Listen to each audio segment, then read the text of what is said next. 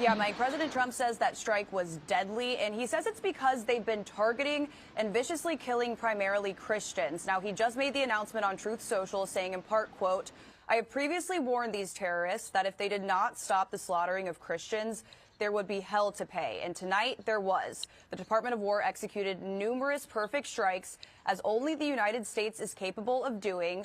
Under my leadership, our country will not allow radical Islamic terrorism to prosper.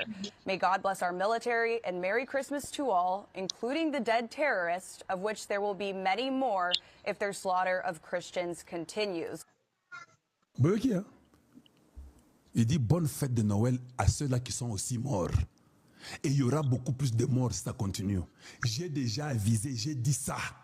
Nous n'allons pas accepter pour la mort des chrétiens. Je sais que parmi vous, vous dites Kalonji, tu n'as pas compris, ils sont là-bas pour le pétrole. Et bon, maintenant on va voir, parce qu'ils ont arrêté de tirer maintenant.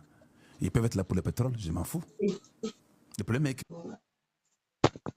Et puis, bonne fête de Noël à eux aussi qui sont morts, c'est ce qu'il a dit. Il dit qu'ils ne l'ont pas toléré. Mais je vous pose la question.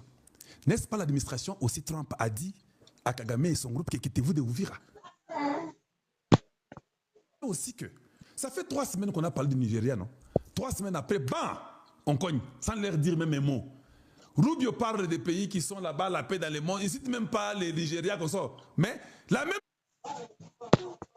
pas les Nigérias qu'on sort. Mais la même nuit que Rubio parle là, c'est quand on parle, on cogne au Nigeria. Maintenant, une question.